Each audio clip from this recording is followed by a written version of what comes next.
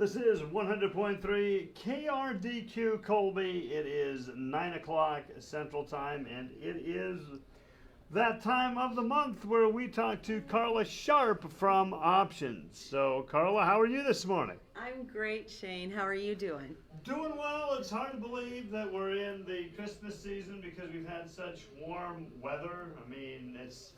That is true. I'm playing like Winter Wonderland, and I'm not seeing any evidence of the Winter Wonderland. Yes, but the wind's going to be coming today. Yes, that we know. The wind is going to be coming. So if you are a fan of wind, you're excited. However, I don't know anybody that is a fan of this type of wind. Yeah, me neither. All right, well, go ahead. No, I'm fine.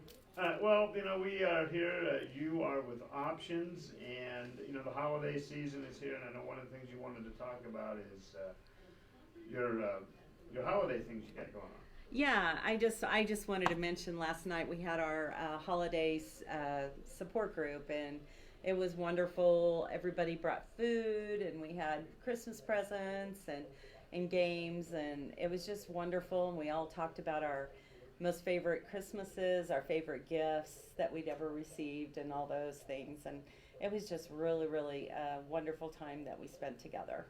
Now, one thing we have to talk about is domestic violence, and what you were telling me off air is that this actually can increase during the holiday season. We often don't think that it would. We think maybe it would decrease. But right. Let's talk a little bit about how that happens during like the Christmas season.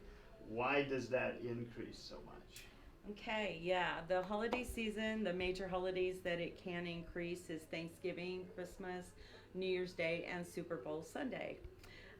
So those are the four main ones. But New Year's Day is actually 2.7 times more violent.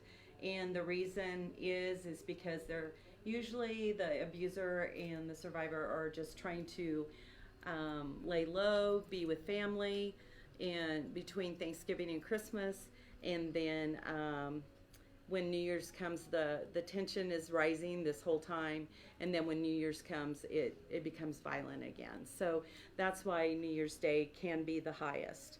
And then the stress of the holidays, the financial, the planning of the holidays, that's all on all of us. But if there's already an abusive situation going on, that really adds to it.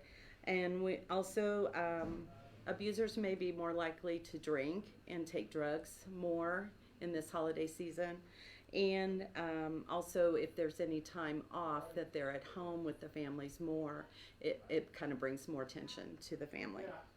All right, so what are some things people can do if they find themselves in this situation? Or what can people, like us that maybe suspect something on the outside of it? Okay, yeah, like warning signs. We can be looking for warning signs. I want you to understand that it's not hard to,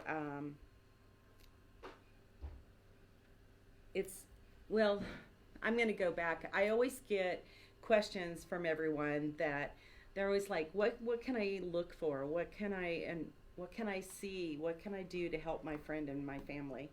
And so I just wanted to let you know that abusers can be very charming and loving at the beginning. And so it is up to you guys as family members and friends to maybe look for these warning signs. And some of these are like if they have bruises or cuts and the explanation they give is not quite matching up with what they're saying. If they're wearing inappropriate or unusual clothing to cover up that they normally don't wear. Maybe they're being quiet, withdrawn, or even fearful. They may have anxiety or apprehension if they're away from their abuser. And I know that seems weird, but it's probably because they know the abuser's watching even though they're not right with them. And if they do something wrong, then when they get home, it will be there'll be something to pay. If they talk about depression or they're thinking of suicide, if they start developing a drug or alcohol problem, if they're late or canceling at the last minute more often than is usual, and if they're avoiding parties and places that they normally would have gone with their friends and family. So the things that you need to watch out for, red flags from the survivor, is if they start like making excuses for the abuser, that oh, they're just moody or needy, or they're they drank too much, or they took too many drugs.